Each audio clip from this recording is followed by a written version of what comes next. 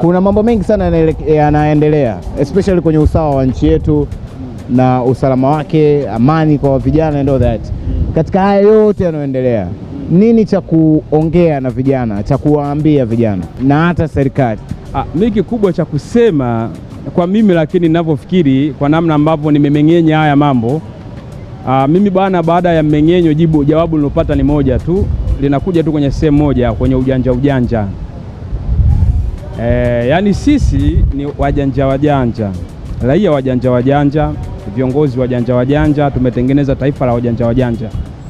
Hasa taifa la wajanja limetengeneza kila kitu katika mifumo ya nini, kiujanja. Kwa sababu kila jambo linataka kwenda kiujanja. Kuna wakati mahitaji ya nyakati yanakataana na ujanja. Pale ndo tunafanyaje? Tunakwama sasa. Sio kama umeshaelewa kwa nini tumetengeneza misingi ya kufanya kila kitu katika mfumo wa nini, ujanja. Hapa unavyoona kwamba mimi nikikaa kwenye daladala, yani konda kuna namna akinisahau tu sherehe. Sijui umeshaelewa Si umeshaelewa Haya, toka hapo nenda barabarani pale. Polisi jamii tu hawa, hawajaenda kozi, hawajaenda wapi. Wamepewa tu reflector. Lakini namna walivyo kwa wakali unaweza ukahisi umekutana na wazee. Si ushaelewa? Kwa hiyo manake sisi ukitutazama, yani kwenye jamii yetu namna ambavyo tulivyo, kila mtu ni mjanja ambaye anangojea mazingira fulani afanye ujanja wake.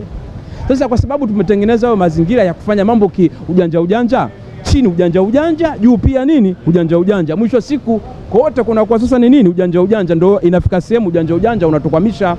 Kwa sababu ujanja umeshatukwamisha, yani umeshatufikisha hapa wapi tulipo. Kwa sababu hata kama ukicheki haya ambayo yanaendelea ama yalitokea mengi, ukitazama mle ndani yako hapo tu kwenye nini, ujanja tu. Umeshaelewa? Walifanya ujanja. Waliotaka kuzuia ujanja, yani kila mtu umeshaelewa. Kwa hiyo mantiki ni kwamba sasa hivi tukae chini, tuache ujanja. Tutafute vitu ambavyo tutaweka kwenye misingi ya taifa ili taifa liweze kufanyaje kwenda. Raia tuache ujanja, viongozi waache ujanja. Sasa hivi kwa mfano ukitoka hapa nenda kwa mamalishe ujanja. Unatoa 2000 wali nyama. Lakini unapewa nyama finyango moja, maharage kibao, mboga ya majani kibao. Wakati wewe ulichotaka ni wali nini? Nyama. Ule ni ujanja ule. Maharage yametoka wapi haya? Sasa kuna mambo lazima tukae tujiulize ili tuelewe. Kwa mbona mambo yanakuwa mengi hivi? Kwa hiyo sisi yani kiukweli sisi bwana sisi ni wajanja sana.